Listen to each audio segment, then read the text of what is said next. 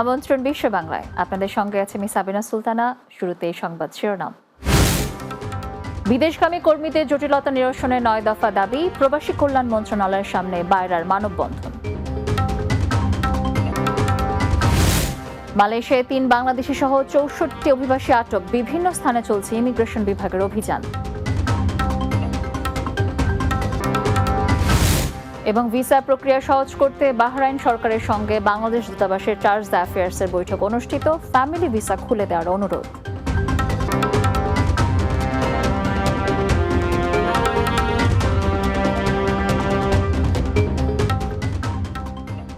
শুনছিলেন শিরোনাম, এবারে বিস্তারিত। বিদেশগামী কর্মীদের নানা জটিলতা নিরসনে 9 দফা দাবিতে মানববন্ধন করেছে Bangladesh association of international recruiting agencies BAIRA সদস্যরা।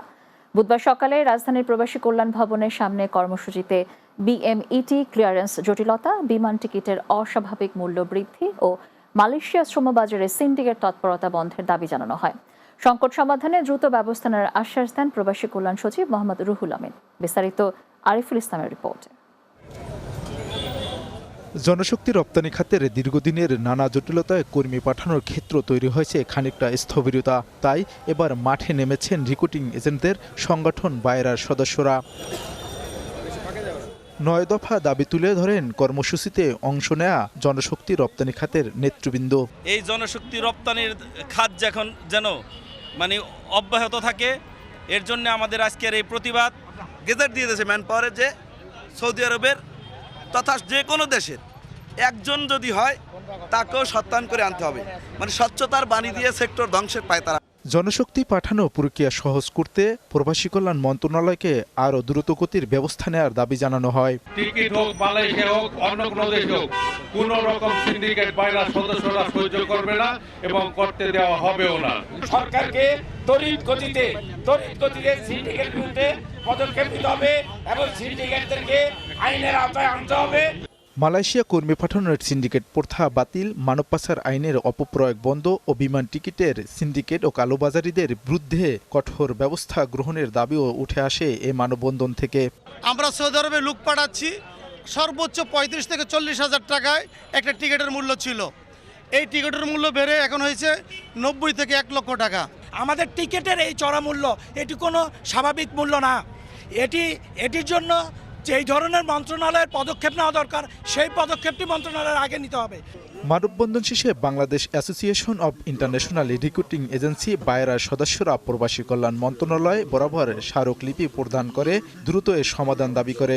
সিন্ডিকেটের মাধ্যমে বাংলাদেশ থেকে সহ মালয়েশিয়া সহ কোনো দেশের কোনো রকমের জনশক্তি রপ্তানি কোনো প্রক্রিয়াকে আমরা সমর্থন করব না এবং প্রতিরোধ করব সর্বশক্তি দিয়ে। প্রবাসী কল্যাণ মন্ত্রণালয়ের সচিব মোহাম্মদ রুহুল আমিন বলেন, যেসব জটিলতা তৈরি হয়েছে তা সমাধানের জন্য কাজ করছে সরকার। পদ্ধতিগুলো আরও উন্নত করার চেষ্টা চলছে। বিমান মন্ত্রণালয়কে এই সমস্যাটা সমাধান করার জন্য বলা এবং তারা আমাদেরকে বলেছে যে এই বিষয়টা তারা সিরিয়াসলি দেখছে। একই সাথে আমরা আমাদের উপদেষ্টা মহোদয়কে বলেছি এবং আমাদের একটা প্ল্যানও আছে যে আমরা বাইরা আটাপ সহ আমরা শীঘ্রই বসবো, যাতে এই সমস্যাটার সমাধানের জন্য আমরা আমাদের তরফ থেকে যা করার আছে আমরা চেষ্টা করব। আরিফুল ইসলাম, বাংলা টিভি, ঢাকা। মালয়েশিয়ার রাজধানী কুয়ালালামপুরে অভিযান চালিয়ে 3 বাংলাদেশি সহ 64 অভিবাসীকে আটক করেছে দেশটির ইমিগ্রেশন বিভাগ। দেশের জালান কেপংয়ের জালান মেট্রো পেরদানা তৈমুর 2-এর একটি 3তলা আবাসিক ভবনে অভিযান চালিয়ে তাদের আটক করা হয়।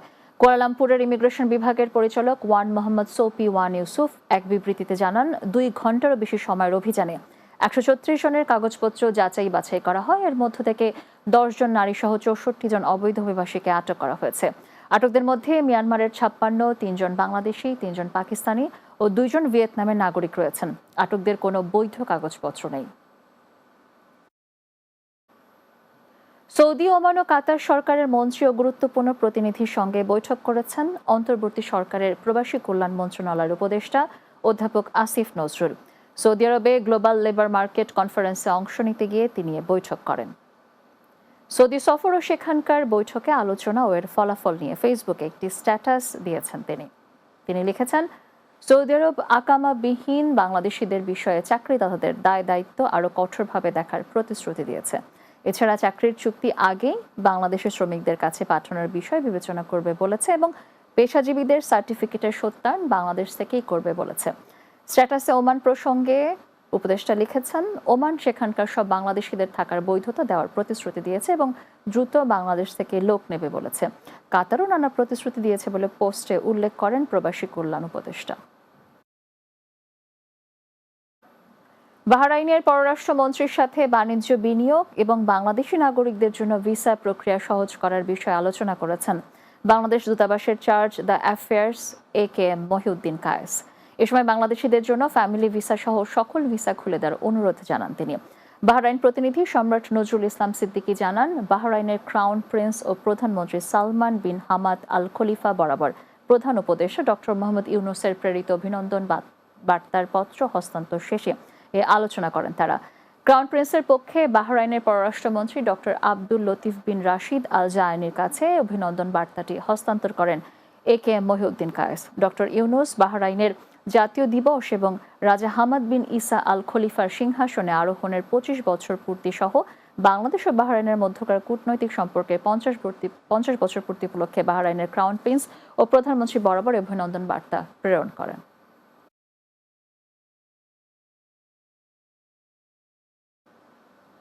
বিশ্ব বাংলার পর্যায়ে নিচ্ছে ছোট্ট একটি বিরতি। ফিরে আসার পর অন্যান্য সংবাদের সাথে আরও যা থাকছে।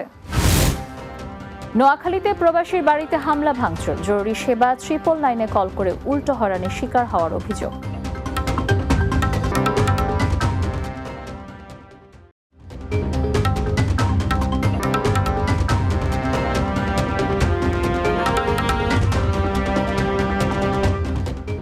বিরতির পর আবারও স্বাগত বিশ্ব বাংলায়। স্টাডি ফোরাম মিলান ইতালির 20 বছর পূর্তি উপলক্ষে স্মৃতিচারণ, মত বিনিময় ও দোয়ার আয়োজন করা হয়। ইতালির সিসিলি প্রতিনিধি ইরান শিকদার জানান, মিলানোর গান্ধী রেস্তোরাঁয় আয়োজন করা হয়। সংগঠনের সভাপতি আবু রাশেদ শাহিনের পরিচালনায় অংশগ্রহণ করেন স্টাডি ফোরাম মিলানের সাবেক সভাপতি জিয়াউল করিম ভুইয়া, মেজবাউদ্দিন আহমেদ, মনির, শাহাদাত ইসলাম, ইমরান হোসাইন, হাফিজুর রহমান ও রবিউল হোসেন। অতিথি হিসেবে আর উপস্থিত ছিলেন কমিউনিটি ব্যক্তিত্ব হোসাইন মোহাম্মদ মনির, আব্দুল্লাল মামুন সহ স্টাডি ফোরামের সাইফুল ইসলাম, আবু কাউসার, শাহ আলম ভুইয়া ও হাফেজ কামরুল ইসলাম সহ কমিউনিটির আরও অনেকে। বিএনপির প্রতিষ্ঠাতা শহীদ প্রেসিডেন্ট জিয়াউর রহমানের 89তম জন্মবার্ষিকী উপলক্ষে স্পেনের বার্সেলোনায় আলোচনা সভা ও দোয়া মাহফিল অনুষ্ঠিত হয়েছে। স্পেন প্রতিনিধি লোকমান হোসেন জানান, বার্সেলোনা মহানগর বিএনপির উদ্যোগে স্থানীয় একটি হলে এ আয়োজন করা হয়। মহানগর বিএনপির সভাপতি HM রায়হানের সভাপতিত্বে অনুষ্ঠান পরিচালনা করেন সাধারণ সম্পাদক ইঞ্জিনিয়ার নূর আলম। এতে প্রধান অতিথি ছিলেন কাতালোনিয়া বিএনপির সিনিয়র সভাপতি মনোয়ার পাশা, আব্দুর রাজ্জাক লিটন, ফয়জুর রহমান মাসুক, শিপলু আহমেদ নিয়াজি, শাহ আব্দুল কাদির ও আক্কাস মিয়া। এ সময় নবগঠিত বার্সেলোনা মহানগর স্বেচ্ছাসেবক দলের আহ্বায়ক কমিটিকে ফুলেল শুভেচ্ছা জানান নেতৃবৃন্দ। পরে বিএনপি চেয়ারপারসন বেগম খালেদা জিয়ার সুস্থতা ও বৈষম্য বিরোধী ছাত্র আন্দোলনে শহীদদের রুহের মাগফিরাত কামনা করা হয়। নোয়াখালীর কোম্পানিগঞ্জে প্রবাসীর বাড়িতে সন্ত্রাসী হামলা, ভাঙচুর ও লুটপাটের সময় জরুরি সেবা 999-এ কল করে উল্টো হয়রানির শিকার হয়েছেন ওই প্রবাসী পরিবার। পুলিশের বিরুদ্ধে এমন অভিযোগ এনে সংবাদ সম্মেলন করেছেন বাহরাইন প্রবাসী জাহাঙ্গীর আলম আজাদ। চাপরাশির হাট বাজারে আয়োজিত সংবাদ সম্মেলনে তিনি জানান, পূর্ব বিরোধের জেরে জাফর রাকিবের নেতৃত্বে একদল সন্ত্রাসী তার বাড়িতে হামলা চালায়। তখন প্রাণ বাঁচাতে 999-এ কল করে সহায়তা চান, কিন্তু পুলিশ এসে সহায়তা না করে উল্টো তার পরিবারের 7 সদস্যকে গ্রেফতার করে হয়রানি করে। তিনি এ ঘটনার সাথে জড়িতদের বিচার দাবি করেছেন। এ সময় প্রবাসী জাহাঙ্গীর আলম আজাদের স্ত্রী ফেরদাউস বেগম, বোন লুৎফর নাহার, ছোট ভাই সামিউল আরাফাত সহ অনেক উপস্থিত ছিলেন।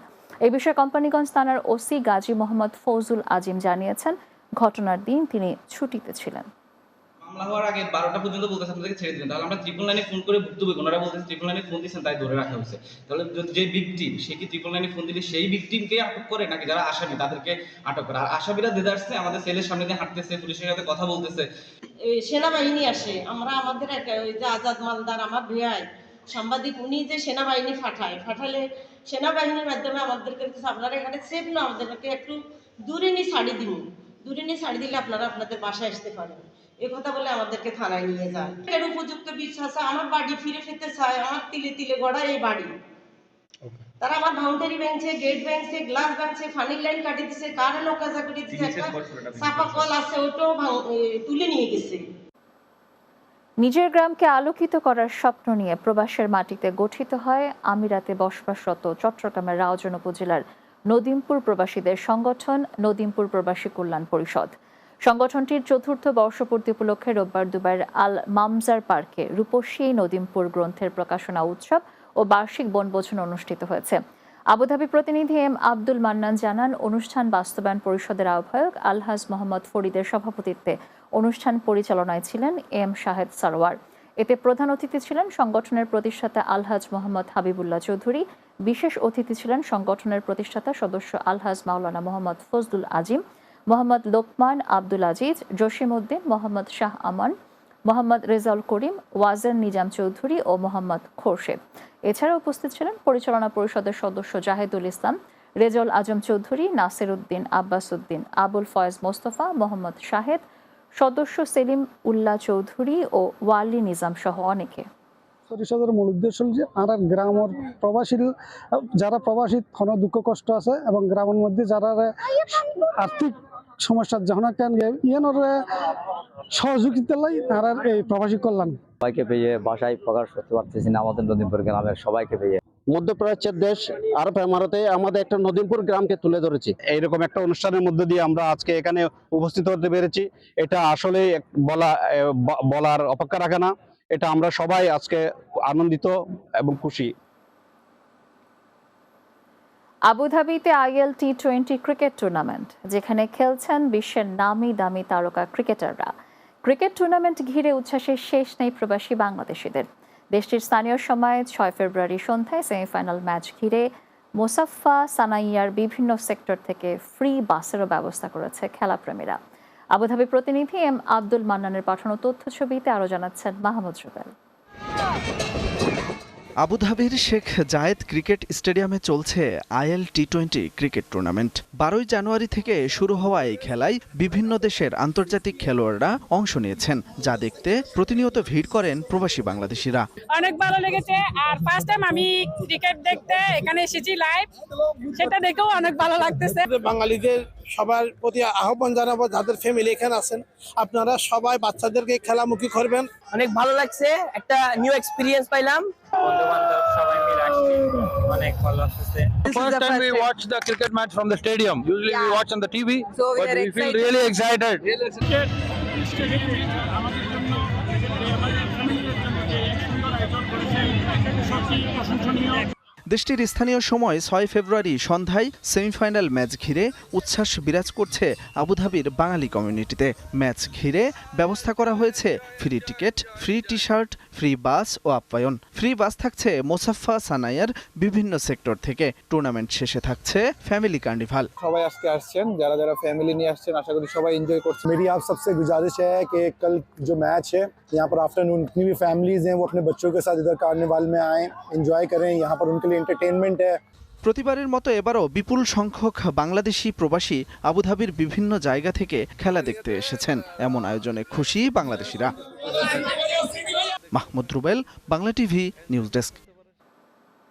শেষ করব বিশ্ব বাংলা, তবে যাওয়ার আগে সংবাদ শিরোনামগুলো জানিয়ে দিচ্ছি আরও একবার।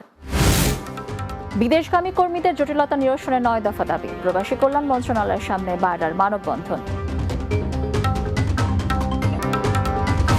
মালয়েশিয়ায় 3 বাংলাদেশি সহ 64 অভিবাসী আটক। বিভিন্ন স্থানে চলছে ইমিগ্রেশন বিভাগের অভিযান।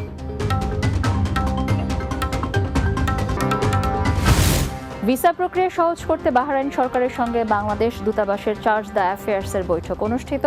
ফ্যামিলি ভিসা খুলে দেওয়ার অনুরোধ। এবং নোয়াখালীতে প্রবাসীর বাড়িতে হামলা ভাঙচুর, জরুরি সেবা 999-এ কল করে উল্টা হয়রানির শিকার হওয়ার অভিযোগ।